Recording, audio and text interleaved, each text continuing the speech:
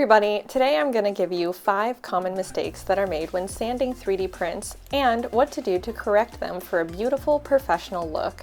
Mistake number 1, using low quality prints.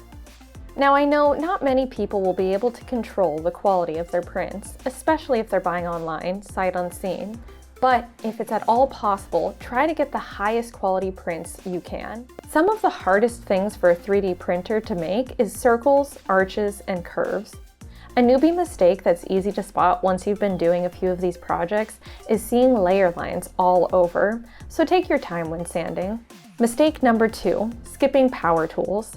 Now I know not everyone has access to orbital or palm sanders, but even a cheap multi-tool or Dremel can greatly reduce the time spent on sanding.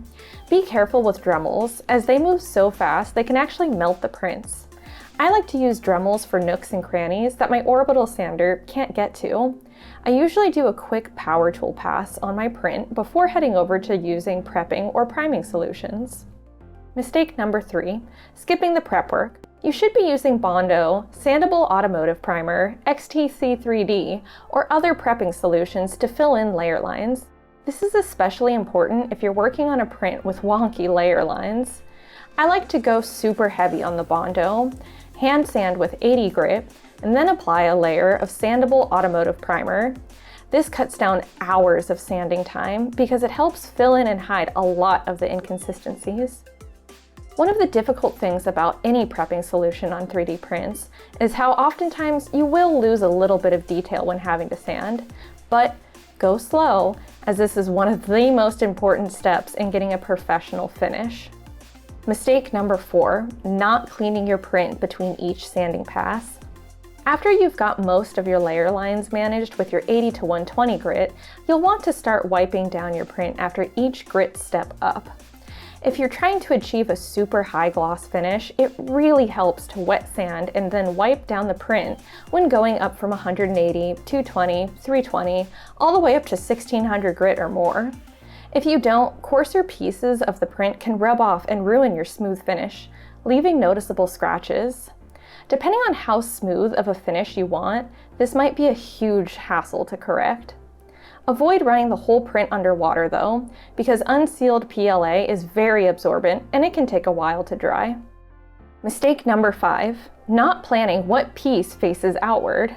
Now, this might seem like a silly tip, but if you buy 3D kits online, you might forget to look up which side of the pieces actually face outward. I spent over an hour sanding the wrong side of a print that would never see the light of day. Check what pieces go where and plan how much effort to put into each face. You don't need every side to have a mirror finish. Bonus tip: if you plan to use an airbrush to attempt a mirror-like finish, such as a chrome helmet or blaster, ladder up to each grit sandpaper, finishing off with around 2400 grit or even higher. Now that might sound insane, but the smoother and glassier the print is before you paint your base layer, the glassier the finish will be. I've found if I only go up to 800 or 1000 grit, there's still a pretty dull finish after I apply my airbrushing. Obviously, there's a point of diminishing return, and depending on what you want out of your print, you can spend as much or as little time sanding you want to get the perfect finish. I'm still definitely learning what works best for me and have plenty of way to go. But if you keep these tips in mind, your prints will definitely stand out from the crowd. And as always, wear protection for every project, every time.